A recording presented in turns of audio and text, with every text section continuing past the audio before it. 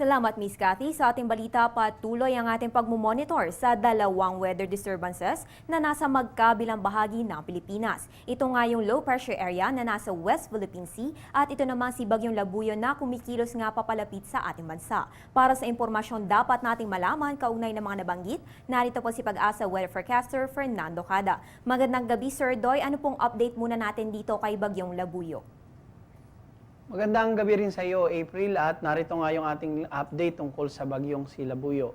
So, ngayon ay kasalukuyan pa rin nandito sa may karagatan ng East Philippine Sea, itong bagyong si Labuyo, at ito ay nasa layong almost 875 km dito po sa silangan ng Bicol Region.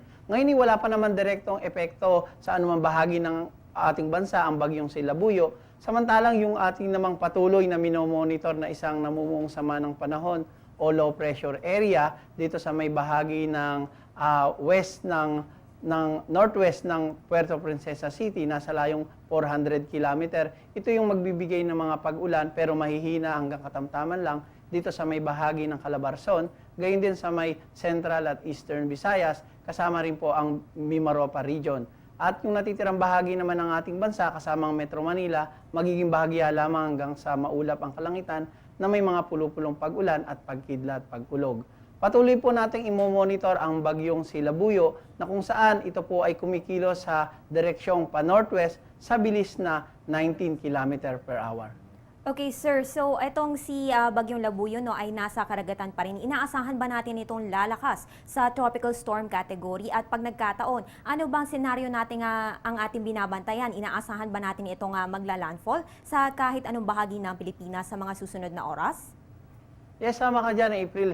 Sapagkat nandito nga po sa may area ng atin ng East Philippine Sea ang bagyong si Labuyo at tumatahak po ito sa northwest direction. Sa mga susunod na araw, since ito po ay nasa open waters pa o sa karagatan, posible pa po itong mag-intensify o lumakas at maging ganap na isang tropical storm. At base nga sa ating mga data at analysis forecast, maaaring sa araw ng linggo ito ay lumapit na sa may east coast ng Northern Luzon at mag-raise na tayo ng public storm warning signal at yung area po ng Isabela, Cagayan, yun po yung mga lugar na posibleng magkaroon ng mga pag-ulan na may pagbugso ng hangin. O ayan mga kababayan, tututukan po natin yan. Baka sakaling magtaas po ng public storm warning signal sa Pag-asa. At sir, bagamat malayo-layo pa nga na itong bagyo ngayon, no, mga gaano kaya katagal ito sa loob ng Philippine Area of Responsibility?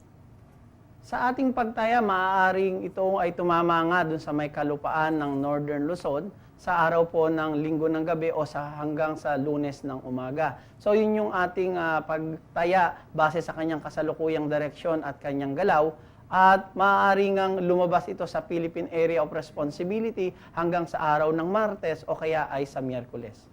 At sir, no, bukod pa sa bagyong nasa eastern side, binabantayan rin natin itong low pressure area na nasa western side. Ano na pong update natin tungkol dito? Malulusaw ba ito o lalabas ng ating PAR? April, katulad nga ng nabanggit ko kanina dito sa ating satellite, ito yung kaulapan ng ating LPA. Halos kasalukuyan ito ay malapit na sa boundary ng ating Philippine Area of Responsibility sa may West Philippine Sea. Sa ngayon ay inaasahan natin na ang kaulapan na ito ay hindi mag-intensify at numinipis na nga yung mga cloud cluster at ito ay patuloy na lalayo sa ating bansa. At ito ay magkakaroon din ng halos epekto dun sa western seaboard ng Luzon at ito yung magbibigay ng mahina hanggang katamtaman lang ng mga pag-ulan. So base sa ating analysis ay hindi naman ito mabubuong isang ganap na bagyo pero patuloy po natin itong monitor kung may pagbabago. Okay, sir. Meron ba pagkakataon na magkakaroon ng epekto sa isa't isa itong dalawang sama ng panahon? Sa ngayon kasi yung ating LPA ay hindi pa ganun kalakas ang hangin. Kung halimbawang lumakas ang hangin ng LPA at nandyan yung mabilis na pagkilos ng bagyong si Labuyo, magkakaroon ito ng interaksyon. Ang tawag natin doon ay yung binary o yung tinatawag nating Fujiwara effect. Subalit, hindi ganun kalakas ang posibilidad ng pagkakaroon ng malakas na hangin nitong LPA, ang maaaring mangyari lang ay yung mga kaulapan nito o cloud cluster ay tuluyan ng sumama o sumanib dun sa sirkulasyon nitong bagyong si Labuyo. Kaya maaaring ang western part ng Luzon ay magkaroon ng mga pag-ulan na dala ng mga cloudiness na pwede rin nating i-associate sa ating tinatawag na southwest monsoon o hanging habagat. O sige yan mga kababayan, tututukan natin kung ano pang magiging development dyan sa dalawang weather disturbance na yan. No? Pero sa ngayon, Biyernes na naman sir, ano bang lagay ng panahon inaasahan natin ngayong weekend at ano ang kondisyon ng ating mga karagatan?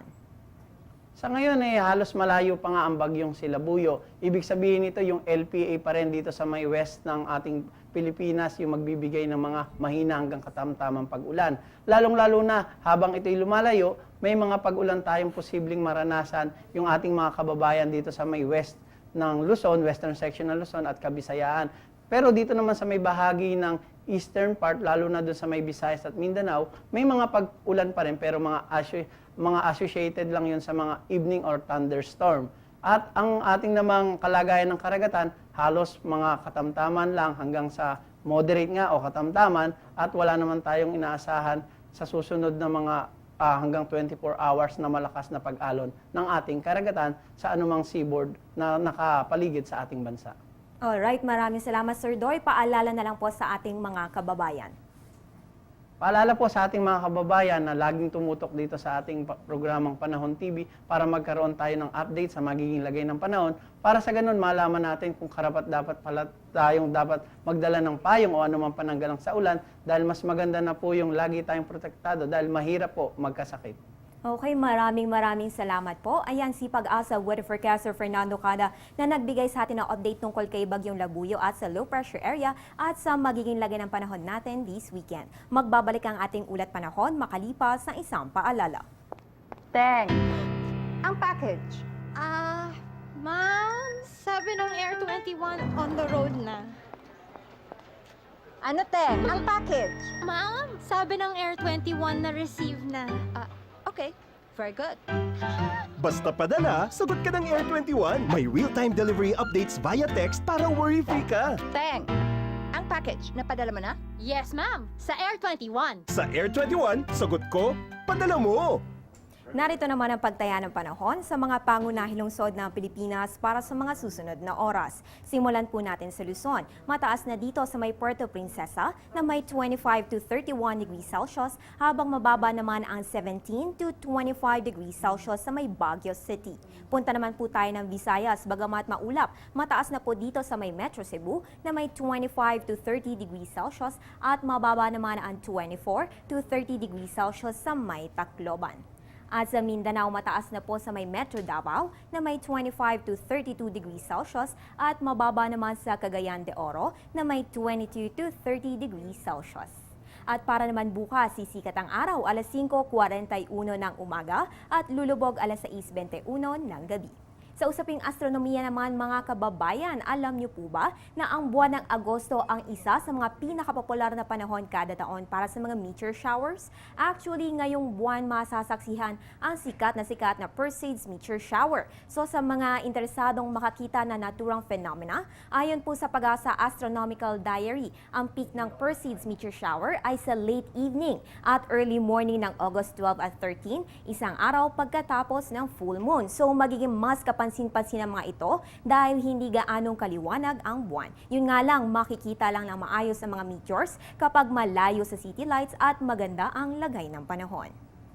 Tuloy-tuloy pa rin ang ating pagmumonitor sa ating panahon kahit sa Sabado at Linggo. Para sa mga may maagang lakad bukas, buksan po ang inyong mga telebisyon at manood ng Panahon TV Weekend Edition alas 5 na umaga dito lang sa PTV. At yan ang pinakahuling balita mula dito sa Pag-asa DOST. Ako po ang inyong weather girl April Enerio para sa Telebisyon ng Bayan. Balik sa iyo Miss Cathy at happy weekend.